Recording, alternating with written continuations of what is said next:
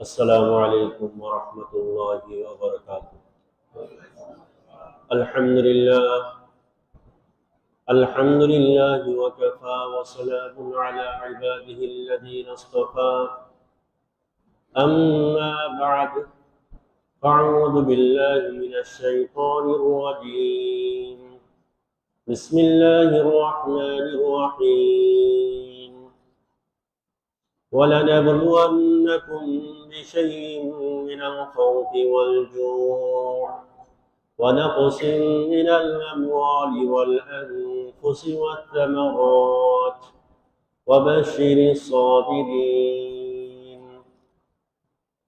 وقال رسول الله صلى الله عليه وسلم: ما يصيب المسلم من نصب ولا وصب ولا هم ولا غم ولا أذى حتى الشوك يشاكها إلا كفر الله بها من خطايا، أو كما قال النبي صلى الله عليه وسلم. اللهم صل على محمد وعلى آل محمد كما صليت على إبراهيم وعلى آل إبراهيم إنك حميد مجيد. اللهم بارك على محمد وعلى آل محمد كما باركت على إبراهيم وعلى آل إبراهيم إنك حميد مجيد. बुजुर्गान मुहतरम,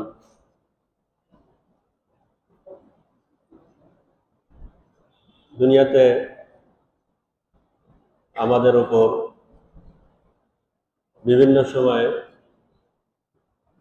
সংকট, দুর্যোগ, মুসিবত, পেরেশানি, বিপদ আপদ, বন্যা, প্লাবন, ভূমিধস, মহামারী, আরো বড় বড় মুসিবত বিভিন্ন সময় আসে। এই মুসিবতগুলা যখন আমাদের উপর আসবে, একজন ইমানদার এই মুসিবতকে শুধুমাত্র প্রাকৃতিক দুর্যোগ বলে চালিয়ে দেওয়া অথবা কোনো জৈব দুর্ঘটনা বলে এড়িয়ে যাওয়া, এটা ইমানি কথা বা ইমানের জায়গা থেকে সম্পূর্ণ একটা কুফরি আকীদার। উলামা একরাম বলছেন এটা কুফরি আকীদার সমকক্ষ সমান এই ধরনের বিশ্বাস রাখা যে এগুলা প্রাকৃতিক দুর্যোগ বা একটা দুর্ঘটনা মাত্র।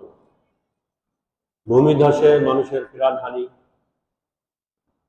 ভয়াবহ বন্যায় মানুষের প্লাবিত হয়ে যাওয়া, বিভিন্ন ধরনের দুর্যোগ সংকটের সম্মুখীন হওয়া, এগুলো কোনো প্রাকৃতিক দুর্যোগ না, সাধারণ স্বাভাবিক মুসিবত না। এমত অবস্থায় একজন ইমানদার তার কথা কি হবে? ইমানদারের ইমানি দায়িত্ব কি এরকম মুসিবতের সময়? এরকম পেরেশানি যখন আসবে, ইমানদার তখন কি করবে, কি বলবে? ব্যক্তিগতভাবে এবং সামাজিকভাবে তার দায়িত্ব কি? আজকে আমরা জুমার আলোচনায় এ বিষয়ে কিছু কথা শুনবো ইনশাআল্লাহ। এই ধরনের মুসিবত কেন আসে? প্রথমে আমরা এটা জানব, আমাদের দায়িত্ব কর্তব্য কি, তারপরে সে বিষয়ে আমরা জানবো ইনশাআল্লাহ।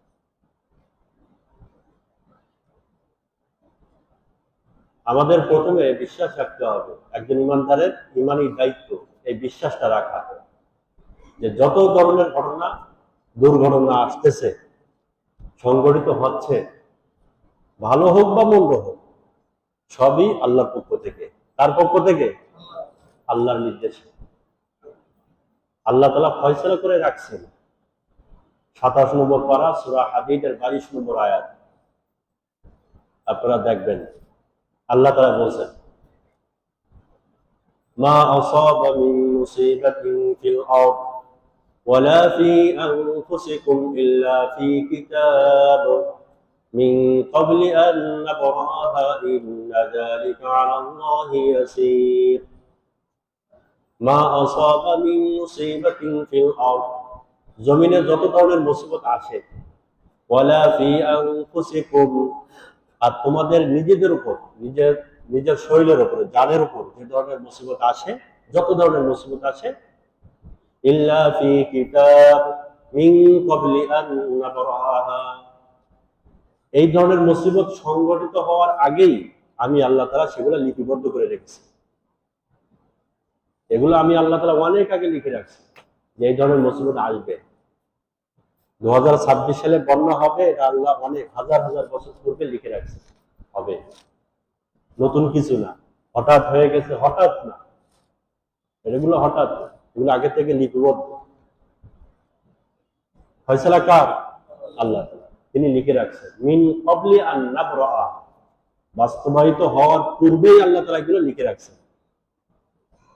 যেগুলা জমিনে আসতেছে মুসিবত, যেগুলা নিজের উপর আসতেছে মুসিবত, সবই লিপিবদ্ধ। কেন দেন? প্রথমে আল্লাহ তাআলা বলছেন, আমি তোমাদেরকে দেই পরীক্ষা করার জন্য। কিসের জন্য? পরীক্ষা। ভালো দেই পরীক্ষা করার জন্য, মন্দ দেই পরীক্ষা করার জন্য।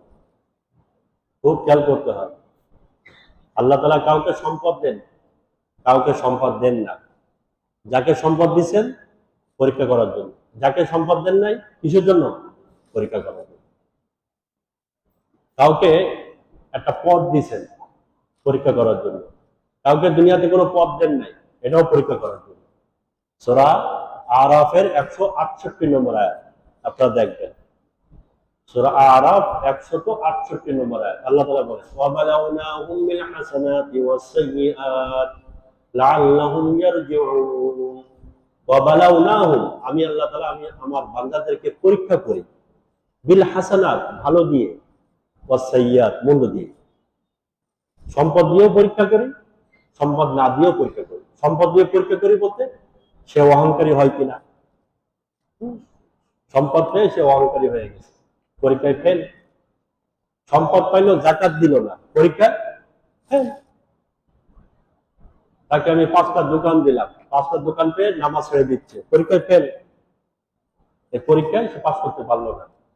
হ্যাঁ, আর কাউকে সম্পদ না দিয়ে পরীক্ষা করি, গরিব মানে পরীক্ষা করতেছে সে চুরি করে কিনা, আর গরিব হওয়ার পরে চুরি করতেছে টাকার লোভে, তো এও পরীক্ষায় ফেল করবে, পাস করবে। গরিব হওয়ার পরে সবর করতে হবে, ধনী হওয়ার পরে আল্লাহ তাআলার প্রশংসা করতে হবে, আল্লাহর হুকুম মানতে হবে, এটা হলো পরীক্ষা। তো ভালো দিয়ে আল্লাহ পরীক্ষা করেন, মন্দ দিয়ে আল্লাহ, এই মুসিবত যা আসতেছে এগুলো পরীক্ষা। সূরা বাকারার 155 নম্বর আয়াত, যে আয়াতটা আমি আপনাদের সামনে প্রথমে তেলাওয়াত করলাম। আজকে আমাদের জুমার বিষয়বস্তু এটাই, এই মুসিবত আল্লাহ তাআলা কেন দেন? ওয়ালা নাবলুওয়ান্নাকুম, সুপরিচিত একটা আয়াত আপনাদের সবার নিকট। ওয়ালা নাবলুওয়ান্নাকুম, আমি আল্লাহ তাআলা অবশ্যই পরীক্ষা করব তোমাদের প্রত্যেকের কাছে। এই প্রশ্ন বা পরীক্ষা এটা তোমাদের প্রত্যেকের কাছে থাকবে। কি? বিশাইইন মিনাল খাউফ ওয়াল জু' ওয়া নাকসিন মিনাল আমওয়াল ওয়াল আনফুস ওয়াত তামারাত, বিভিন্ন ভাবে তোমার সম্পদ দিয়ে আমি আল্লাহ পরীক্ষা করব, তোমার জান দিয়ে আমি আল্লাহ পরীক্ষা নিব, ঘর বাড়ি দিয়ে আমি আল্লাহ পরীক্ষা নিব, বিভিন্ন সময় সম্পদ নষ্ট করে দিব, এটা পরীক্ষা। নাকসিন মিনাল আমওয়ালি ওয়াল আনফুস ওয়াস সামারাত, মানে কি? ফসলি জমি শেষ হয়ে যাবে, ফসল নষ্ট হয়ে যাবে, ফিরাবন, এটা পরীক্ষা। এটা স্পষ্ট সূরা বাকারার 155 নম্বর আয়াত। এখন ধৈর্যহারা হয়ে গেছে, নাফরমানি করতেছে, আল্লাহ তাআলার ফয়সালায় অসন্তুষ্ট হয়ে গেছে, তাকদীরকে অস্বীকার করতেছে, আল্লাহ তাআলার দিকে রুজু হচ্ছে না, তো এটা পরীক্ষা পাস করতে পারলো না। এমন তো অবস্থায় আমাদের করণীয়, এটা আল্লাহ তাআলার পক্ষ থেকে পরীক্ষা, এটা মনে করতে হবে। হাদিস শরীফের মধ্যে আছে যে আল্লাহ তাআলা যখন কোনো বান্দাকে ভালোবাসেন তো আল্লাহ তাআলা তাকে পরীক্ষা করেন। আল্লাহ তাআলা তাকে পরীক্ষা করেন। ইন্নাল্লাহা ইযা আহাব্বা আবদান ইবতালাহু। আল্লাহ তাআলা আবু দাউদ শরীফের 2697 নম্বর হাদিস। ইন্নাল্লাহা, তিরমিজি শরীফের, আবু দাউদ তিরমিজির হাদিস, 2697 নম্বর হাদিস। ইন্নাল্লাহা ইযা আহাব্বা আবদান, যখন আল্লাহ তাআলা কোনো বান্দাকে ভালোবাসেন, ইবতালাহু, আল্লাহ তাআলা তাকে পরীক্ষা করেন। সুবহানাল্লাহ। ভালোবাসলে আল্লাহ পরীক্ষা করে যে প্রকৃত সে আমার বন্ধু কিনা। সবাই আমরা আল্লাহকে ভালোবাসি, আল্লাহকে ভালোবাসি, বন্ধু বন্ধুকে পরীক্ষা নেয় না? আর মুসিবতেই তো বন্ধুর প্রকৃত পরিচয় পাওয়া যায়। বিপদে পড়লে তখন বোঝা যায় আমার প্রকৃত বন্ধু কিনা। আল্লাহ তাআলা পরীক্ষা নেন যে দেখি সে তার দাবিতে সত্যবাদী কিনা। সবাই তো বন্ধু, সবাই বন্ধু, কিন্তু মুসিবতের সময়, প্রয়োজনের সময় সে প্রকৃত বন্ধুর পরিচয় দিল কিনা, এটা আল্লাহ পরীক্ষা নিবেন। এরপর আল্লাহ তাআলা বলেন, আমি যাকে ভালোবাসি পরীক্ষা নেই। আমান রাজিয়া, যে আমার দেওয়া মুসিবতের উপর সন্তুষ্ট থাকে, ফালাহুর রেজা, আমি আল্লাহ তাআলা তার উপর সন্তুষ্ট হয়ে যাই। ওমান সাকাতা, আর আমার দেওয়া মুসিবতের উপর যে অসন্তুষ্ট হয়, ফালাহু সাখত, আমি আল্লাহ তাআলাও তার উপর অসন্তুষ্ট হয়ে যাই। তাহলে মুসিবত কোথা থেকে আসলো? আল্লাহ তাআলার পক্ষ থেকে। এটা তাকদীর, এটা বিশ্বাস করতে হবে। আল্লাহ তাআলা ভালোবেসে পরীক্ষা করার জন্য আমাকে এই মুসিবত দিয়েছেন। 1 নম্বর, এই বিশ্বাস আমাদের রাখতে হবে। 2 নম্বর, এই মুসিবত গুলা কেন আসে? 2 নম্বর কারণ, কোরআন ও হাদিসের আলোকে 2 নম্বর কারণ হলো গুনাহের কারণে। গুনাহের কারণে কি আসে? মুসিবত আসে, পেরেশানি আসে। কোরআনে কারীমের মধ্যে বহু জায়গায় এই ধরনের আয়াত আছে। সূরা রুমের 41 নম্বর আয়াত, সম্ভবত এই আয়াতটা আপনারা অনেকে জানেন। যাহারাল ফাসাদু ফিল বাররি ওয়াল বাহর বিমা কাসাবাত আইদিন নাস লিযীকাহুম বা'দাল্লাযী আমিলু লাআল্লাহুম ইয়ারজিউন। সূরা রুমের 41 নম্বর আয়াত। যাহারাল ফাসাদু ফিল বাররি ওয়াল বাহরি বিমা কাসাবাত আইদিন নাস। জলভাগে এবং স্থলভাগে যত ধরনের মুসিবত আসে, এই মুসিবতটা আসার মূল কারণ হলো তোমাদের আমল, তোমাদের হাতের কামাই, তোমাদের বদামলের কারণে, তোমাদের গুনাহের কারণে এই জলভাগে এবং স্থলভাগে মুসিবত আসে। আল্লাহ তাআলা বলছেন, সমুদ্রে যে মুসিবত আসতেছে, জলোচ্ছ্বাস হচ্ছে, বন্যা হচ্ছে, ভূমিধস হচ্ছে, ভূমিকম্প হচ্ছে, এগুলো তোমাদের হাতের, বিমা কাসাবাত আইদিন নাস, মানুষের হাতের কামাই। সে যা করতেছে ওই অনুপাতে আল্লাহ তাআলার পক্ষ থেকে ফয়সালা হচ্ছে।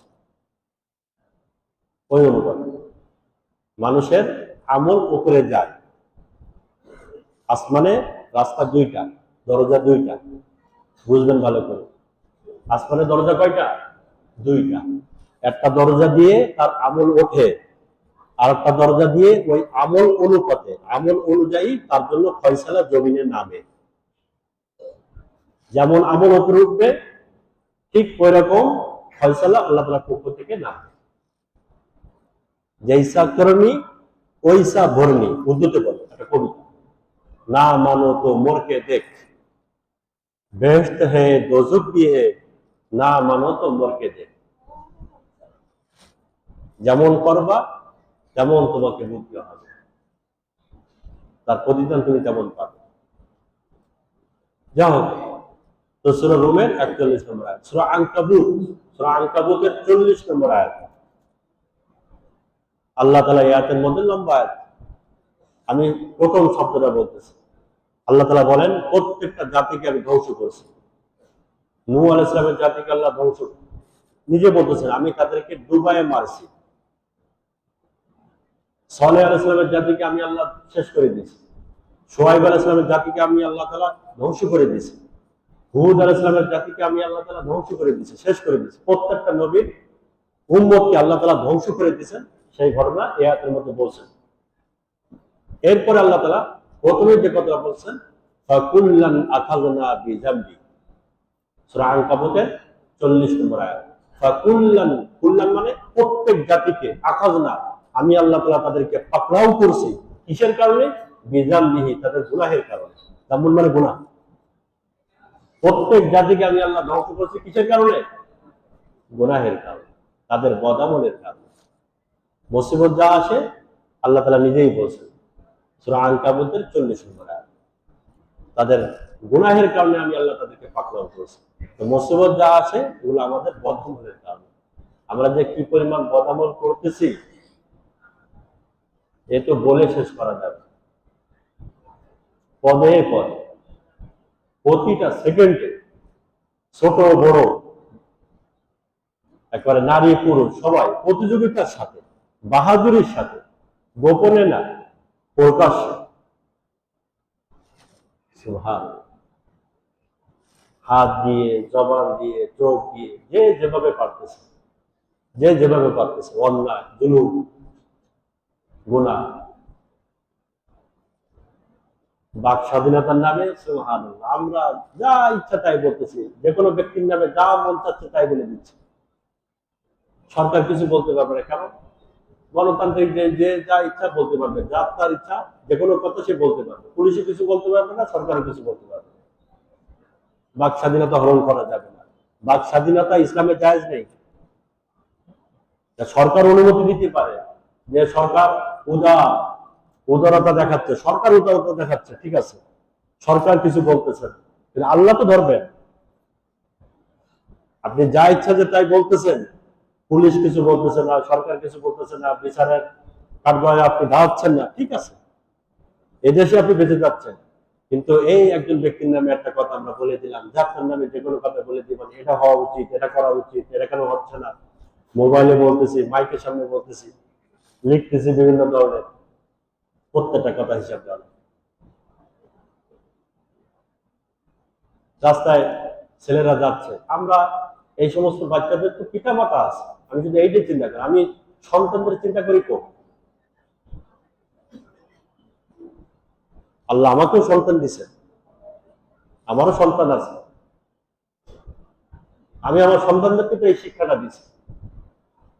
রাস্তা দিয়ে আমি গতকাল আমার বাসার পাশে 2-3টা বাচ্চা যাচ্ছে, অল্প বয়সে 10-12 এরকম হবে, একটা কুকুর দাঁড়ায় আছে রাস্তার পাশে, কিছু না, এমনি দাঁড়ায় আছে কুকুরটা, কারো ক্ষতি করতেছে না, একটা ইট নিয়ে কুকুরকে আঘাত করলো, কুকুরের আঘাত করলো, এটা ইট, বড় একটা ইট, কুকুর চলে গেল, চিৎকার করতে করতে চলে গেল।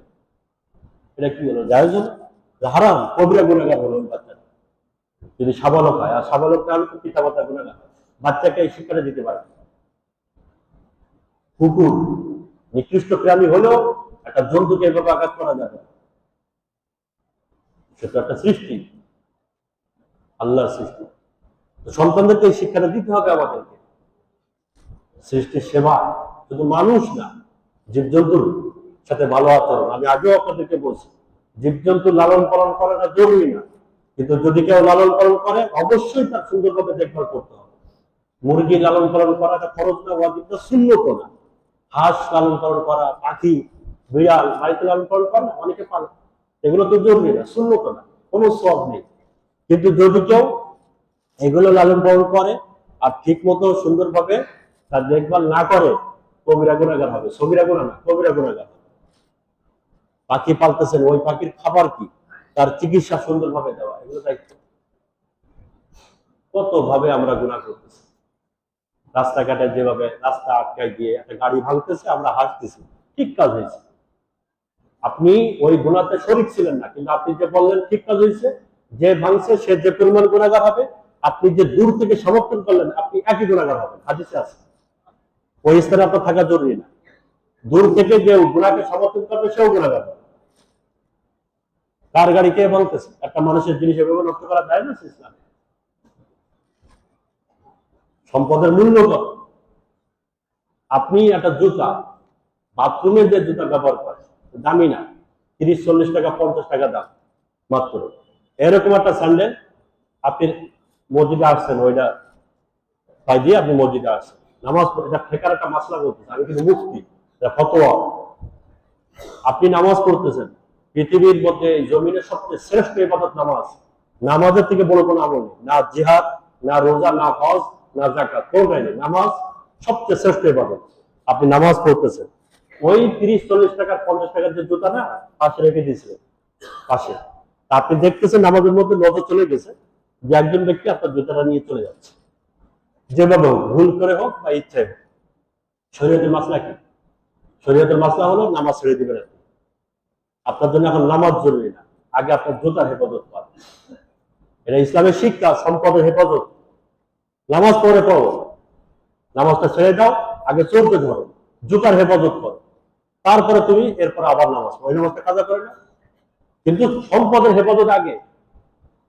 কোরআন শরীফের মধ্যে সবচেয়ে বড় আয়াত, নামাজের আয়াত বড় না। আপনি কোরআন শরীফ দেখেন, আমি বলতেছি আজকে কোরআন শরীফের সবচেয়ে বড় আয়াত কোনটা জানেন আপনারা? রোজার আয়াত বড় না, জাকাতের আয়াত বড় না, হজের আয়াত বড় না, ছোট ছোট আয়াত। তোমরা নামাজ পড়ো, জাকাত, এগুলো সব ছোট ছোট আয়াত। সবচেয়ে বড় আয়াত পুরা 1 পৃষ্ঠা, একটা আয়াত। সূরা বাকারার শেষ হলো যে পৃষ্ঠায়, তার আগের পৃষ্ঠা, 3 নম্বর পারা সূরা বাকারা শেষ হলো না, তার আগের পৃষ্ঠা আপনারা দেখবেন। পুরা একটা পৃষ্ঠা হলো এক আয়াত, এর মধ্যে এই আয়াত শেষ হয় শুরু থেকে। ইয়া আইয়ুহাল্লাযীনা আমানু ইযা তাদায়ানতুম বিদাইনিন ইলা আজালিন মুসাম্মা, এখান থেকে আয়াত শেষ হইল, শুরু থেকে পৃষ্ঠা শুরু, আর একেবারে পৃষ্ঠা শেষে এসে আয়াত শেষ। এত বড় আয়াত কোরআন শরীফে আর নেই। এই আয়াতটা কিসের আয়াত জানেন আপনারা? এত বড় একটা আয়াত আল্লাহ তাআলা কি বলে, এক আয়াতের মধ্যে এত গুরুত্বপূর্ণ কি যে এই কথাটা বলার জন্য পুরো একটা পৃষ্ঠা আল্লাহ ব্যবহার করলেন, এক আয়াতের মধ্যে বলে দিলেন। কোন আলাদা আবার সেন্টেন্স করে আলাদা করে না, একটাই কথা 1 পৃষ্ঠার মধ্যে, এক আয়াতের মধ্যে এত বড় করে। সেটা কি? লেনদেন। যে তোমরা যখন আপোষের মধ্যে দেন দরবার করবা, টাকা পয়সার লেনদেন করবা, সাক্ষী রাখবা। আল্লাহ তাআলা বলতেছেন ফাকতুবু, লিখে রাখো, ওয়ালিয়াকতুব বাইনাকুম বিল আদলি, দুইজন সাক্ষী ডাকো অথবা একজন ডাকো, যে ভালো এরকম ব্যক্তিকে ডাকো, লিখে রাখো। পরবর্তীতে সে অস্বীকার করতে পারে, তোমার টাকাটা নষ্ট হতে পারে। দেখেন সুবহানাল্লাহ বলেন। এটা হলো সেই আয়াত, লেনদেনের আয়াত, সবচেয়ে বড় আয়াত, সবচেয়ে বড় আয়াত, গুরুত্বপূর্ণ আয়াত। আমরা জিনিসপত্র নষ্ট করতেছি, মানুষ রাস্তায় বাচ্চাদেরকে লেলিয়ে দিচ্ছি, যাও গাড়ি ভাবে, মানুষদেরকে অ্যাম্বুলেন্স, বাচ্চা মারা যাক সমস্যা নেই, আমি রাস্তার মধ্যেখানে দাঁড়াই থাকি, বাচ্চা মারা যায়, অ্যাম্বুলেন্সে রুগী মারা যায়, যায় রাত জেগে সারাদিন কত কিছু নোংরামি করবে, এত সমস্যা নেই, আমার ওইটা সমস্যা, নাউযুবিল্লাহ মিন যালিক। এগুলো সমস্যা আমাদের, আমি পিতা, আমার সমস্যা, এটা বাচ্চার কাছে শুধু ছোট মানুষ, তার এখন সে বুঝ হয় নাই। আমাদের, আমরা পিতা, আমাদের এই অবস্থা কেন? আমাদের অবস্থা কেন? এই শিক্ষাটা আমাদের দিতে হবে, আমাদের সন্তানরা যেন কারো ক্ষতি না করে। আমি আগে বলছি ভাই, গত সপ্তাহ সম্ভবত আমি আপনাদেরকে বলছি,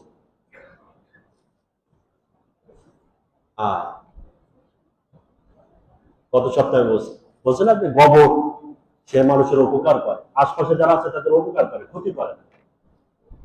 আর আমরা মানুষের ক্ষতি করতেছি, মানুষ আমাদের জন্য পরেশান, দেখলে ভয় পায়। এটা অবশ্যই চিন্তার বিষয়। আপনি আমাদের এই সেক্রেটারি সাহেব সহ আশপাশে যারা আছেন, আপনারা বলেন, রাত 2টার সময় আপনি একটা রাস্তা দিয়ে যাচ্ছেন, ঢাকা শহর তো সবসময় জমজমাট থাকে, একটা অন্য কোনো জেলাতে যাচ্ছেন, রাত 2টার সময়, 3টার সময়, এই ধরনের ছেলেরা, এরা যদি 5-7টা রাস্তায় দাঁড়িয়ে থাকে, দেখলে সাহস বাড়ে না, ভয় লাগে? কেন ভয় লাগবে? আরো তো সাহস আসার কথা ছিল যে আলহামদুলিল্লাহ এই ফাঁকা রাস্তার মধ্যে 4-5টা, এই যে 15-20 বছরের ছেলে রাস্তায় পাওয়া গেল, তাহলে আমি আলহামদুলিল্লাহ সহজে যেতে পারবো। কিন্তু এখন তো ভয় লাগতেছে যে চেহারা দেখে, এদের যে চুল, এদের যে লেবাস পোশাক দেখলে তো ভয় লাগতেছে রাস্তায়। আপনার ছেলে দেখে আরেকজন ভয় পাবে কেন? আপনার ছেলে চুল দেখে, তার লেবাস পোশাক দেখে আরেকজন ভয় পাচ্ছে, রাত 2টার সময় সে ভয় পাচ্ছে যে না জানি খেতে কি করে বসে। কুকুর দেখলে তো ভয় পায় না, যে কুকুর আমার ক্ষতি করবে না, কিন্তু এ আমার ক্ষতি করতে পারে। মিথ্যা বললাম? রাত 2টার সময় রাস্তায় কেউ কুকুর দেখলে এত ভয় পায় না, এই ছেলেকে দেখলে যে পরিমাণ ভয় পাচ্ছে যে আমার মোবাইলটা নিয়ে নিবে, আর শুধু মোবাইল নিবে না, হয়তো একটা ছুরিয়ে মেরে দিতে পারে। তার লেবাস পোশাক, তার চেহারা স্বরূপ দেখে আপনারা দয়া করে মনে করতে নিয়েন না, এটা যা দেখতেছি তাই, এটা আপনাদের না, কিন্তু আপনারা সামনে আছেন তাই আমি আপনাদের বলতেছি এগুলো হচ্ছে। তো এর জন্য দায়ী, সবচেয়ে বড় দায়ী আমি মনে করি পিতামাতা। স্কুল কলেজে সব শিক্ষা দেয় নাকি? স্কুল কলেজের চরিত্র শিক্ষা কোথায় আছে? ওখানে কিছু ওই গতানুগতিক কিছু শিক্ষা আছে, জরুরি প্রয়োজনীয় কিছু শিক্ষা, কিন্তু এই আমি যেগুলো বলতেছি এই শিক্ষাগুলো পিতামাতাকেই দিতে হবে, আপনাদেরকে দিতে হবে, বাচ্চাদেরকে এই তালিমটা দেন। Character is loss, everything loss, এটা প্রবাদ বাক্য আছে। যার চরিত্র নেই তার তো কিছুই নেই। আপনি অনেক সম্পদশালী কিন্তু চরিত্র নেই। এই যারা আমাদের দেশ থেকে কিছুদিন আগে যারা চলে গেছেন, কিছুদিন আগে আমাদেরকে ফেলায় বিভিন্ন দেশে চলে গেছে, এদের তো সব ছিল। এরা লেখাপড়া করছে, ঢাকা ভার্সিটির ছাত্ররা লেখাপড়া, ঢাকা ভার্সিটি পড়ে না এরা? এই যারা বড় বড় নেতা নেতারা যারা ছিল, অনেকে তো ঢাকা ভার্সিটির ছাত্র, তো কই ভার্সিটির ছাত্র এই পরিমাণ এত নোংরামি তারা কিভাবে করলো যে চলে যেতে বাধ্য হলো? আমি আর খারাপ ভাষাগুলো ব্যবহার করলাম, তো আপনারা আমার থেকে ভালো জানেন। শুধু লেখাপড়া করলে হবে না তো, তারা তো ভার্সিটির ছাত্র, কেন চলে গেল? সার্টিফিকেট ছিল তাদের কাছে, সম্পদ তাদের কাছে অনেক সম্পদ ছিল, চরিত্র ছিল না, মানুষের সাথে কি আচরণ করতে হয়, কিভাবে ব্যবহার করতে হয়, এই জিনিসগুলো ছিল না, যার কারণে মানুষ তাদেরকে ঘৃণা করে, তাদের নামও মানুষ বলতে চাচ্ছে না। দেখেন, এই জন্য বাচ্চাদেরকে এই তালিমটা দেন যে বাপ, তোমার এই শিক্ষা কোনো জিনিস না। যারা চলে গেছে তারা কিন্তু তোমার থেকে বড় শিক্ষিত ছিল, তারাও তোমার থেকে আর বড় বড় ভাতৃতে লেখাপড়া করেছে। নিজেকে বড় কিছু মনে করো না যে আমি কলেজে পড়েছি, কি কলেজে পড়েছি, চরিত্র অর্জন করার চেষ্টা। মহতারাম দোস্ত, আমাদের এই সমস্ত গুনাহের কারণে গেঞ্জি পরে উনি খেলা দেখতেছে আর বলতেছে যদি আমার দল জিতে যায় আমি আরো আরো নিচে নেমে যাব। সে ভাষাগুলো আমি মসজিদের মেম্বার থেকে বলতে চাচ্ছি না। তার মেয়ে, এই মেয়ে তো আসমান থেকে নামে নাই বা জাহান্নাম থেকে পালায় আসে নাই, ঢাকা শহরের মেয়ে, ঢাকা শহরের ঘটনা আমি বলতেছি। গেঞ্জি পরে খেলা দেখতেছে আর বলতেছে যে দল যদি জিতে যায় তাহলে আমি আরো এই এখনকার দেখতেছেন গেঞ্জি পরে নাচানাচি করতেছে, আরো খারাপ কিছু ঘটবে আমাদের কারণ না কারণ। মেয়ে, আপনি আমার মেয়ে আমার ছেলে এই ধরনের কাজ কাম করতেছে রাস্তাঘাটে, আর আমরা আশা করতেছি না প্লাবন কেন হলো হুজুর দোয়া করে দেয়। হুজুরের দোয়া, হুজুর এখনকার হুজুরদের দোয়া কবুল হয় না। আগে হুজুরা দোয়া করতো সাথে সাথে কবুল হয়ে যায়, এখন হুজুরা দোয়া করে কবুল হয় না। কিভাবে কবুল হবে? কিভাবে কবুল? আল্লাহ, মনে কষ্ট নিচ্ছেন আপনারা? আমি অত্যন্ত দুঃখিত, মনে কষ্ট নিলেন না, আমি আপনাদেরকে বলতেছি। আমি আমার মনের কিছু দুঃখের কথা বললাম। আল্লাহ তাআলা বলছেন প্রত্যেকটা জাতিকে আমি ধ্বংস করছি তাদের গুনাহের কারণে, গুনাহের কারণে। আল্লাহ আমাদেরকে হেফাজত করেন, আমাদের বাচ্চাদেরকে আল্লাহ হেফাজত করেন। না আমাদের সময় ঘুম ভাঙে না, আজানের সময় আমাদের সন্তানদেরকে জিজ্ঞাসা করেন ফজরে আজান দেয় কয়টায়, ফজরে আজান দেয় কয়টায়, জিজ্ঞাসা করেন ছেলে মেয়েদের কাছে, বলতে পারবেন। অথচ রাত 2টার সময় ঠিকই তো উঠে যাচ্ছে, ঘুম ভাঙে না, হুজুর চোখ খোলে না, কখন আজান দেয় বুঝতে পারে, এত চেষ্টা করি ফজর পড়বো, হয় না। এখন কিভাবে হচ্ছে? নামাজ থেকে ওটা বড় হয়ে গেল, দল বড় হয়ে গেল, প্লেয়ার বড় হয়ে গেল, আল্লাহর ডাক এটা তার কাছে ছোট হয়ে গেল। আমাদের বাচ্চাদের ভালো কিছু আশা করা কঠিন। তো গুনাহের কারণে আযাব আসে, হাত্তাকে হাদিস শরীফের মধ্যে আসছে যে মানুষ রিজিক থেকে মাহরুম হয়ে যায় গুনাহের কারণে। কিসের থেকে? রিজিক থেকে মাহরুম হয়ে যায় গুনাহের কারণে। ইন্না রাজুল লা ইয়াহরুমু রিজকা বিযামবি ইউসিবু, নিশ্চয় মানুষ মাহরুম হয়ে যায় ওই রিজিক থেকে যে রিজিক তার আসার কথা ছিল, কিন্তু গুনাহের কারণে সে রিজিক থেকে মাহরুম হয়ে যায়। নবীজি সাল্লাল্লাহু আলাইহি ওয়াসাল্লাম হাদিস, রিজিক থেকে মাহরুম হয়ে যায় কিসের কারণে? গুনাহের কারণে। এই জন্য ভাই, আমার ভাইরা, আমার প্রিয় ভাইরা, আমাদের কাছে এসে অনেকে বলেন মুসল্লি ভাইরা যে হুজুর অভাবে আছি দোয়া করেন, বিভিন্ন বিপদে আছি দোয়া করেন। দোয়া সব আপনাদের কাছে আছে, এর ঔষধ আপনাদের কাছে আছে। আপনি আমল করে দিলে হয়ে যায়, হুজুরের কাছে আসা লাগবে না। আমাদের কাছে আমরা তো দোয়া করি, কিন্তু আমি গুনাহ করতেছি, আজ আপনার সেক্রেটারি সাহেব আমার জন্য খুব দোয়া করতেছে, এদিকে আমি গুনাহ চালিয়েই যাচ্ছি, হবে না তো? যার রোগ ওষুধ তাকেই খেতে হবে, ওষুধ তাকেই খেতে হবে। আপনি চেষ্টা করতেছেন না, আমি দোয়া করতেছি, এটা হবে না তো। গুনাহ কোরআনে কারীমের মধ্যে আল্লাহ তাআলা আরো বলছেন, সূরা আনআমের 43 নম্বর আয়াত, এর মধ্যে আছে ফালাউলা ইজাআহুম বাসুনা তাযাররু ওয়ালাকিন কাসাত কুলুবুহুম ওয়া যায়্যানা লাহুমুশ শাইতানু আমালাহুম মা কানু ইয়াকসিবুন। সূরা আনআমের 43 নম্বর আয়াত। তো এই সমস্ত আয়াত দ্বারা সূরা আনকাবুত, সূরা রুম, সূরা আনআম, এই সমস্ত আয়াত আমি পড়লাম, এই সমস্ত আয়াত দ্বারা বোঝা যায়। এরপর একটা হাদিসও বলছি যে গুনাহের কারণে আল্লাহ তাআলা বিভিন্ন শাস্তি দেন, আযাব দেন। ইন্না রাজুল রিজিক পর্যন্ত থেকে মানুষ বঞ্চিত হয়ে। ইবনে মাজার হাদিস এটা, ইবনে মাজার 4022 নম্বর হাদিস, যে মানুষ গুনাহের কারণে রিজিক থেকে বঞ্চিত হয়ে যায়। সে গুনাহ করতেছে, তার অভাব দূর হবে না। ইবনে মাজার রিওয়ায়াত 86 হাদিস, 4022 নম্বর হাদিস। আরেকটা হাদিস বলি, এই হাদিসটা একটু লম্বা। ইবনে মাজার 4019 নম্বর হাদিস। 5টা গুনার কথা আছে এই হাদিসের মধ্যে। 76 হাদিস। কয়টা গুনাহ? 5টা গুনাহ। 5টা গুনাহ যদি কেউ করে 5টা আযাব আসবে। নবীজি সাল্লাল্লাহু আলাইহি ওয়াসাল্লাম বলেন, পৃথিবীর ইতিহাসে এমন একজন ব্যক্তি এই দুনিয়াতে আসছে, যিনি 63 বছরের জীবনে তার জবান থেকে একটা মিথ্যা শব্দ বাইরে আনে। তার জবান থেকে একটা মিথ্যা শব্দ, মিথ্যা কথা বাইরে আনে, তিনি বলেন নাই। এই দুনিয়াতে এমন একজন ব্যক্তি, তিনি কে? সৈয়দুল মুরসালিন, ইমামুল আম্বিয়া, নবী মুহাম্মদুর রাসূলুল্লাহ সাল্লাল্লাহু আলাইহি ওয়াসাল্লাম। তিনি তার জীবনে একটা মিথ্যা কথা বলেন নাই। কাফেররাও স্বীকার করছে, আমরা মুসলমানরা, কাফেররাও বলছে সত্যবাদ, সত্যবাদ। তিনি বলছেন 5টা গুনাহ করবা, 5টা শাস্তি হবে। ইবনে মাজাহ 4019 নম্বর হাদিস। হাদিস নম্বরটা মনে রাখেন, প্রয়োজনে পরবর্তীতে দেখে নিতে পারেন। 76 ইবনে মাজাহ, সুনানে ইবনে মাজাহ 4019 নম্বর হাদিস।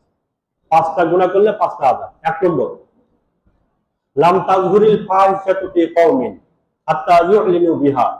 কোন জাতি যদি প্রকাশ্যে দিবালোকে যদি অশ্লীলতা, বেহায়াপনা প্রদর্শন করে, মেয়ে গেঞ্জি পরে, উন্না নেই, কিছু নেই, প্যান্ট পরে গেঞ্জি পরে নাচতেছে, পুরুষের সামনে ঘুরতেছে ফিরতেছে, এটা বেহায়াপনা, এটা নির্লজ্জতা। এটাই নবীজি বলছেন, লাম তাযহুরিল ফাহিশা, ফাহিশা মানে নির্লজ্জতা, হাত্তা ইউলিনু বিহা, ব্যাপকতা লাভ করে। নির্লজ্জতা যখন ব্যাপক হয়ে যায়, এলাকায় না, ঘরোয়া ভাবে না, ব্যাপক ভাবে, পুরা দেশীয় ভাবে নির্লজ্জতা ছড়াই গেছে, আন্তর্জাতিক ভাবে ছড়াই গেছে নির্লজ্জতা, ব্যয়াপনা। কি হবে তখন? নির্লজ্জতা যখন ব্যাপক হবে, ব্যয়াপনা যখন ব্যাপক হবে, কি হবে? নবীজি সাল্লাল্লাহু আলাইহি ওয়াসাল্লাম বলেন, ইল্লা ফাশা ফীহিমুত তাউন, তখন আল্লাহ তাআলা ওই জাতির মধ্যে মহামারী দেন। কি দেন? মহামারী। কি হবে? ওয়াল আউজা, এরপরে দেখেন শব্দগুলা, আল্লাতি, 1500 বছর আগে নবীজি এই কথাটা বলছেন, আর বর্তমান এই 2020 সাল, 21 সালের সাথে 19 সালের সাথে মিলাবে। 1500 বছর আগে বলছেন, আল্লাহ তাআলা যে জাতির মধ্যে ব্যয়াপনা, নির্লজ্জতা ব্যাপক হবে, তো ওই জাতির মধ্যে আল্লাহ তাআলা এমন কিছু মহামারী রোগ দিবেন, আউজা মানে রোগ, এমন কিছু রোগ এবং মহামারী দিবেন, আল্লাতি লাম তাকুন মাযাত ফি আসলাফিহিম, যে রোগের নাম তাদের পূর্বে, তাদের বাপ দাদারা কখনো এই রোগ শুনে নাই। আল্লাযীনা মাযাউ, তার বাপ দাদারা যারা চলে গেছে, তারা এই রোগের কথা তারা কখনো শুনে নাই। করোনা ভাইরাস, এখান থেকে 70 বছর আগে, 80 বছর আগে যারা মারা গেছে, তারা কোনোদিন শুনছিল করোনা ভাইরাস নামে কোনো একটা কিছু আছে? শুনছে কেউ কখনো? না। দেখেন, নতুন একটা রোগ এখন হঠাৎ হঠাৎ করে ডাক্তাররা বলে এই রোগের নামে, যেটা কখনো 20 বছর আগেও কেউ জানতো না যে এই ধরনের একটা রোগ আছে।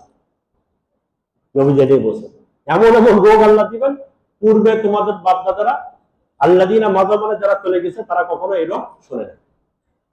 এটা বেহায়াপনা যখন ব্যাপক। এক। দুই নম্বর,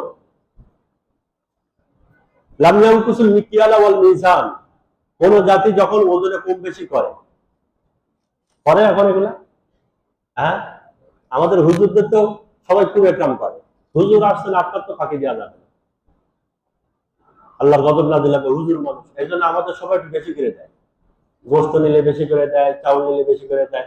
বাড়িতে এসে আবার মাঝে মধ্যে ছন্দ লাগলে একটু মাপি, যন্ত্র আছে, তো দেখা যায় ঠিক যেদিন ছন্দ করি সেই দিনই কম হয়, অথচ আমার দিচ্ছে বেশি করে। সে দেখা দিচ্ছে যে হুজুর আপনার একটু বেশি করে দিন, বেশি করে দেওয়ার পরেও কম। আমাদের সাথে হুজুর মানুষ, আমি নিজে তো আপনার তো এগুলো তো অবাস্তব কোনো কথা না, বাস্তবসম্মত কথা এগুলো অহরহ ঘটতেছে। ওজনে কম বেশি, নবীজি সাল্লাল্লাহু আলাইহি ওয়াসাল্লাম এটাই বলছেন যে ওজনে যদি কম বেশি, এই যে লবণ না, আমি দোকানে মাঝে মধ্যে বলি দোকানদারদেরকে যে এই প্যাকেট 1 কেজি বলে বিক্রি করতেছে, আটা, ময়দা, লবণ যেগুলা প্যাকেট, তো যখন কেজির দরে বিক্রি করবে যে 1 কেজি আটার দাম এত, আপনি 1 কেজি টাকা দিচ্ছেন, প্যাকেট দিয়ে দিন, ওই প্যাকেটের মধ্যে যদি 50 গ্রামও কম থাকে, 25 গ্রামও যদি কম থাকে, তাহলে দোকানদার গুনাহগার হবে। এই 1 কেজির টাকাটা নিল, সে 50 গ্রাম 25 গ্রামকে কম দিল, এই টাকাটা তার জন্য হারাম হবে, ওই পরিমাণ টাকা তার জন্য হারাম হবে। তখন আপনার প্যাকেটের হিসাব হবে, কেজির হিসাব না। আপনি কেজি বলছেন তো কেজি দেওয়া লাগবে, 1 কেজি দেওয়া লাগবে, আপনি কম দিচ্ছেন তো। আপনি দোষী না, ঠিক আছে, আপনি তো প্যাকেট করেন না, কিন্তু আপনি কথা কেন বলেন? এর দায়িত্ব আপনাকে নিতে হবে। আপনি বলবেন ভাই 1 কেজি দাম এত, এই প্যাকেটের দাম এত, লেখা আছে 1 কেজি, কিন্তু 1 কেজি আছে কিনা ওটা আমি বলতে পারবো, কম বেশি হতে পারে, পরিষ্কার করতে হবে আপনি। কিন্তু আপনি 1 কেজি বলে দিলেন, 1 কেজি আপনাকে দিতে হবে, এটা শরীয়তের একটা মাসলা বলে। তো ওজনে যদি কেউ কম বেশি করে কি হবে? ইল্লা উকিজুবি সিনিন, ওই দেশে তখন দুর্ভিক্ষ আসে, নবীজি বলছেন দুর্ভিক্ষ আসে। বা সিদ্দাতিল মউনা, 3টা আযাবের কথা আছে এখানে ওজনে কম বেশি করলে। 1 নম্বর দুর্ভিক্ষ, সিদ্দাতিল মউনা মানে সংকট আসে ওই দেশে, তখন অভাব। আর 3 নম্বর হলো জওরিস সুলতান, দেশের শাসক জালেম হয়। শাসক তখন কি হয়? জালেম হয়, যখন জনগণ এই ওজনে কম বেশি করে। শাসককে গালি দিচ্ছে, ভালো না, ভালো না, সরকার ভালো না, গোস্ত ওজনে কম দিচ্ছে, আর বলছে সরকার ভালো না। সরকার খারাপ হলো কেন? সরকার খারাপ হলো কেন? তাহলে কম বেশি করতেছে, খোলা কত কিছু দিয়ে সরকার ভালো না, খারাপ হলো কেন? আমার আমল আমার শাসক, মনে রাখবেন এটা, আমার আমল আমার শাসক। আমার আমল যেমন হবে, আল্লাহ তেমন শাসক আমাদের উপর নিযুক্ত করবে। আল্লাহ, আমরা ভালো হলে আল্লাহ তাআলা ভালো শাসক আমাদেরকে দিবেন। হ্যাঁ, হাজ্জাজ বিন ইউসুফকে একজন গালি দিচ্ছে, জালেম শাসক, এত বড় জালেম শাসক পৃথিবীর ইতিহাসে খুব কম আছে। হাজ্জাজ বিন ইউসুফ হাজার হাজার মানুষকে হত্যা করছে, সে নির্মম ভাবে হত্যা করছে। হাজ্জাজ বিন ইউসুফ, তাকে একজন গালি দিচ্ছে, একজন সাহাবা, যে গালি দিচ্ছে তাকে সাহাবা বলছিলেন যে তোমরা যে পরিমাণ অন্যায় করতেছো বর্তমান, আমি মনে করি হাজ্জাজ বিন ইউসুফ কেন, তোমাদের উপরে আরো বড় কঠোর জালেম শাসক নিযুক্ত হওয়া উচিত, তোমাদের মতো মানুষদের জন্য আরো বড় জালেম শাসক নিযুক্ত হওয়া উচিত। সাহাবা বলছিলেন ওনাকে এই কথাটা, হাজ্জাজকে গালি দিচ্ছ কেন, তুমি ভালো হও, তোমরা ভালো হও। ওজনে কম বেশি 2টা বললাম। 3 নম্বর, লাম ইয়ানকুযু আহাদাল্লাহি ওয়া আহাদা রাসূলি, যারা আল্লাহ তাআলার অঙ্গীকার যারা নষ্ট করে, আহাদ নষ্ট করে, অঙ্গীকার নষ্ট করে, আল্লাহ তাআলার সাথে একটা চুক্তি, ইমানদার সে আল্লাহকে মানবে, মুসলমান আল্লাহর হুকুম মানবে, এই অঙ্গীকারকে সে রক্ষা করলো না, আল্লাহর হুকুম মানলো না, তো কি হবে? তখন নবীজি সাল্লাল্লাহু আলাইহি ওয়াসাল্লাম বলেন, ইল্লা সাল্লাল্লাহু আলাইহিম গায়রাহুম, কঠিন কথা এটা। 4 নম্বর, ইল্লা সাল্লাল্লাহু আলাইহিম গায়রাহুম, আল্লাহ তাআলা তাদের উপরে গায়রকে নিযুক্ত করে দিবেন। যে দেশ, অন্য দেশকে আল্লাহ তাআলা তাদের উপর মুসাল্লাত করে দিবেন, যারা আল্লাহ তাআলার ওয়াদা রক্ষা করবে না, আল্লাহ তাআলার সাথে যে চুক্তি, এই চুক্তিটা যারা রক্ষা করবে না, তো গায়েরকে, অমুসলমানদেরকে আল্লাহ তাদের উপরে চাপিয়ে দিবেন এবং তারা এদের উপরে কর্তৃত্ব দেখাবে। ফাআখাযু, এরপর নবীজি বলেন ফাআখাযু বাযা মা ফি আইদিহিম, তাদের সম্পদ তারা নিয়ে নিবে, কিছু সম্পদ তারা নিয়ে নিবে। বিভিন্ন দেশ আমরা অভিযোগ করি এরা আমাদের চুষে খাচ্ছে, লুটি ফুটে খাচ্ছে। কি চুক্তি করলো? তারা তো আমাদেরকে শেষ করে দিবে, শেষ বলছে আমরা আল্লাহর হক নষ্ট করছি, রসুলের হক নষ্ট করছি। এটা একটা গজব। এরপর নবীজি সাল্লাল্লাহু আলাইহি ওয়াসাল্লাম বলছেন মা লাম তাহকুম আইম্মাতুহুম, আরেকটা অন্যায়। কোন শাসক যদি আল্লাহর কিতাব অনুযায়ী ফয়সালা না করে, ওয়া ইয়াতাখায়্যারু বিমা আনজালাল্লাহ, এবং তারা আল্লাহ তাআলা যেটা নাযিল করেছেন সেটাকে যদি পছন্দ না করে, আল্লাহর হুকুম পছন্দ হয় না, শরীয়তের বিধান পছন্দ হয় না, শাসকের অবস্থা যদি এরকম হয়, জাআলাল্লাহু বা'সাহুম বাইনাহুম, আল্লাহ তাআলা পরস্পরের মধ্যে লড়াই লাগাই দেবে। আপুসের মধ্যে শুধু দ্বন্দ্ব, লড়াই, মারামারি, কাটাকাটি পরস্পরের মধ্যে গৃহযুদ্ধ লেগে যাবে যদি আল্লাহর হুকুম তাদের কাছে পছন্দ না হয়। তো ইবনে মাজার মধ্যে এই কয়েকটা গুনাহের কথা আছে, কয়েকটা শাস্তির কথা আছে। চারটা বললাম। 5 নম্বর হলো যে লাম ইয়ামনাউ যাকাত আমওয়ালিহিম। চারটা হলো না? 5 নম্বর লাম ইয়ামনাউ যাকাত আমওয়ালিহিম, তারা যদি যাকাত না দেয়, যাকাত যদি ঠিকমতো না দেয়, মুনউ ইল্লা মুনউ আল কাতারা, অনাবৃষ্টি হবে অথবা অতিবৃষ্টি হবে। অতিবৃষ্টি অথবা যখন বৃষ্টি দরকার তখন বৃষ্টি নেই, ইস্তিসকার নামাজ পড়ে, দরকার যে সময় সে সময় বৃষ্টি নেই, আবার যখন দরকার না তখন বৃষ্টির পর বৃষ্টি। কেন হয় এটা? এই যে মুনু আর যাকাত, তারা কি করছে? যাকাত দেয় না ঠিক মতো।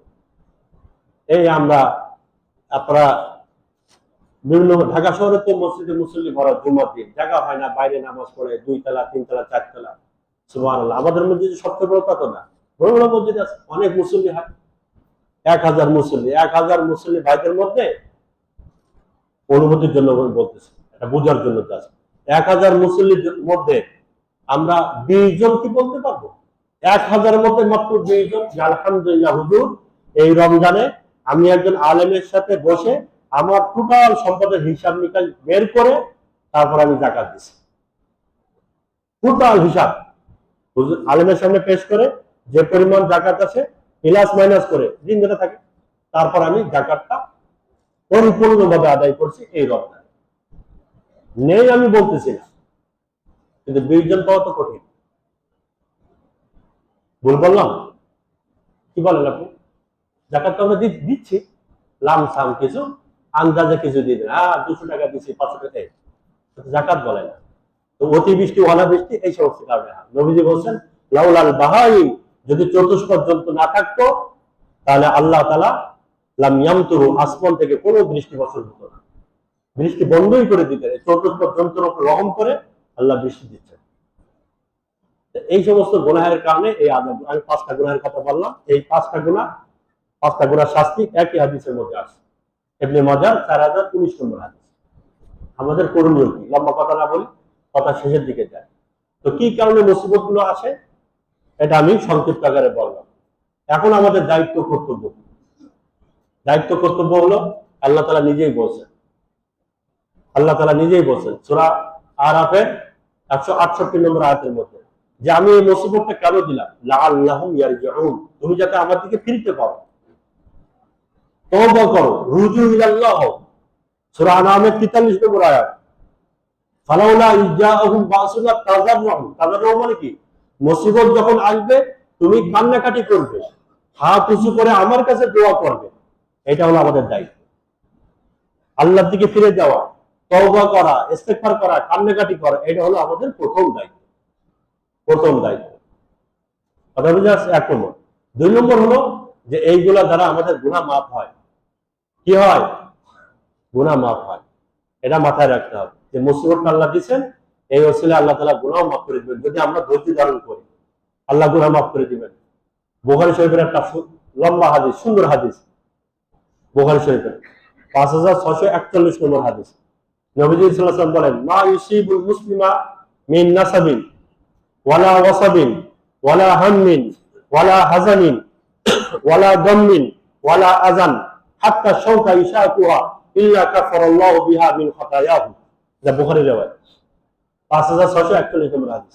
নবীজি সাল্লাল্লাহু আলাইহি ওয়াসাল্লাম বলেন কোন মুসলমানের যদি সামান্য কষ্ট হয়, সামান্য ব্যথা হয়, সামান্য রোগ হয়, এই প্রত্যেকটা শব্দের অর্থ প্রায় কাছাকাছি।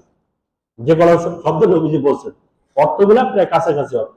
মানে কোন ধরনের মুসিবতের সমস্যা পেরেশানিতে সে আক্রান্ত হয়, অসুস্থ হয়, এরপর নবীজি শেষের কথা বলছেন হাত্তা ঈশা কুহার রজুল, যদি তার পায়ে কাটা বিদ্ধ হয়।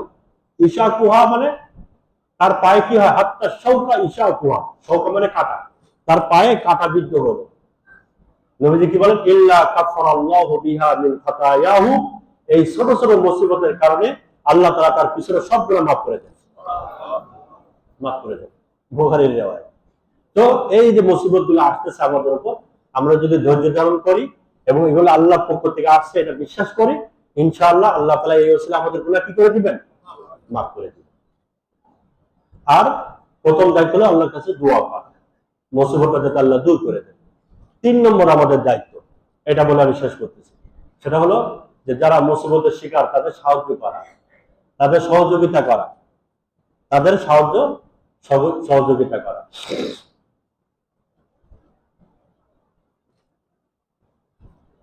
মুসলিম শরীফের হাদিস আছে, আবু দাউদ শরীফের মধ্যে হাদিস আছে। মুসলিম শরীফের 5697 নম্বর হাদিস, আর আবু দাউদ শরীফের 4941 নম্বর হাদিস, 4941 আবু দাউদের, আর মুসলিম শরীফের 5697 নম্বর হাদিস। এই দুইটা হাদিস বলে আমি শেষ করে দিচ্ছি অর্থ বলে। নবীজি সাল্লাল্লাহু আলাইহি ওয়াসাল্লাম বলেন, মান সাতারা মান নাফাসা কুরবাতান, যে ব্যক্তি কোন নাফাসা কুরবাতান, যে ব্যক্তি কোন ব্যক্তির তার পেরেশানিকে দূর করে দিবে। নাফাসা মানে দূর করে দেওয়া, কুরবাতান মানে পেরেশানি। কোন ব্যক্তি পেরেশানিতে পড়লো, আপনি তার পেরেশানিটা দূর করে দিলেন, সেটা মুসিবতে পড়ছে, মুসিবতটা দূর করার চেষ্টা করলেন। নাফাসাল্লাহু কুরবাতাহু ইয়াউমাল কিয়ামাহ, হাসরের ময়দানে যে দুনিয়ার কোন মুসিবত থেকে একজন ব্যক্তিকে উদ্ধার করলো, হাসরের ময়দানে এই ব্যক্তিকে আল্লাহ তাআলা মুসিবত থেকে উদ্ধার করবে। এই বর্তমান আমাদের দেশে, বিশেষ করে এই বর্তমান বিভিন্ন জেলা সহ বিশেষ করে এই চট্টগ্রাম বিভাগের অনেক জেলা ভয়াবহ বন্যায় প্লাবিত না। বর্তমান অনেক জেলা, কিছু জেলা পানি নেমে গেছে, কিন্তু নেমে গেলে যে তাদের এখন আমাদের কোনো সাহায্য দরকার নেই এমন তো না। পানি নেমে যাওয়ার পরে অনেক সময় সাহায্য আরো বেশি দরকার হয়। যাদের বাড়িগুলা মাটির বাড়ি, মাটিতে বাড়িগুলো সব ধসে গেছে, শেষ হয়ে গেছে, মাটির সাথে মিশে গেছে, জমিনের সাথে বাড়িগুলা, তাদের বাড়ি ঘর লাগবে। এরপরে আরো অনেক কিছু প্রয়োজন আছে, ফসল নষ্ট হয়ে গেছে, তো পানি নেমে গেছে রক্ষা করতে, তাদের এখন তেল লাগবে না। পানি যখন থাকে সবাই যায়, সুবহানাল্লাহ। এগুলো দুঃখজনক, তো ভালো সাইট আছে, তিরান দেওয়া তো ভালো জিনিস, সব ঠিক আছে, কিন্তু 3 লক্ষ টাকা এক জায়গায় জমা করলো আর 3 লক্ষ টাকা ওখানে পৌঁছানোর জন্য 50,000 টাকা খরচ করে দিল। 20 জন যাচ্ছে, ট্রলার ভাড়া করতেছে, এসি গাড়িতে যাচ্ছে, ওই তিরানের টাকা খরচ করতেছে, এগুলো ঠিক না। এরপরে সামনে একজন ক্যামেরাম্যান থাকবে, সব দিয়ে দিল, কি এগুলা আল্লাহর জন্য করতেছে, আল্লাহ দেখলে হলো, এত কিছু দরকার নেই তো। তা আমাদের মানুষ দেখানোর উদ্দেশ্য হয় বেশি, লৌকিকতা, একটা মানুষের উপকার করতেছে, খেদমত করতেছে, এগুলো কেন করবো আমরা? এত মানুষ যাওয়ার দরকার, এই বিষয়গুলো খেয়াল রাখতে হবে আমাদের। তো মানুষের পেরেশানি যদি আমরা দূর করি, হাসরের ময়দানে আল্লাহ আমাদের পেরেশানি দূর করবে। এক। দ্বিতীয় নম্বর হাদিস যেটা বললাম, আবু দাউদের 4941 নম্বর হাদিস, নবীজি বলেন, ইরহামু মান ফিল আরদ ইয়ারহামকুম মান ফিস সামা, এই জমিনে যারা পেরেশানিতে আছে এদের উপরে তুমি দয়া করো, আসমান ওয়ালারা তোমাদের উপর দয়া করো। তো বর্তমান যারা এই বন্যায় প্লাবিত অবস্থায় বর্তমান আমাদের ভাইরা আছে, পেরেশানিতে আছে, আমরা প্রত্যেকে আপন আপন জায়গা থেকে যে যেভাবে পারি, যতটুকু পারি, আমরা সামাজিক ভাবে যদি সবাই এক হয়ে এক জায়গায় কিছু টাকা পয়সা তুলে তাদের কাছে পৌঁছাতে পারি, ভালো। যদি কেউ ব্যক্তিগত ভাবে এককভাবে যদি পারি, সেটাও ভালো। যে যেভাবে পারি, যা করতেছে তাদেরকে আমরা সহযোগিতা করি, তাদের পাশে দাঁড়ানো এটা আমাদের দায়িত্ব। আল্লাহ আমাদেরকে ইচ্ছা করলে এরকম মুসিবতে ফেলতে পারতেন। তাদের বাড়িতে কোমর সমান পানি, খাওয়া দাওয়া থাকা কোনোভাবে তো হয়, জিনিসপত্র নষ্ট হয়ে গেছে, আল্লাহ ইচ্ছা করলে আমাদের এরকম ফেলতে পারতেন না। তা আমাদেরকে আল্লাহ ভালো রাখছেন, শুকরিয়া আদায় করা উচিত, এবং এই মুহূর্তে তাদের পাশে দাঁড়ানো এটা আমাদের জন্য জরুরি কর্তব্য, দায়িত্ব। এটা ইমানি দায়িত্ব, ব্যক্তিগতভাবে দায়িত্ব, সামাজিকভাবে আমাদের সবার জন্য দায়িত্ব। তো যে যতটুকু পারি তাদের পাশে আমরা দাঁড়াবো, যে যতটুকু পারি, যেভাবে পারি, সামর্থ্য অনুযায়ী তাদের সহযোগিতা সাহায্য করবো। ঠিক আছে ইনশাআল্লাহ। আল্লাহ তাআলা আমাদের সবাইকে যে কথাগুলো আলোচনা শুনলাম আমল করার তৌফিক দান করেন। ওয়া আখিরু দাওয়ানা আলহামদুলিল্লাহি রাব্বিল আলামিন।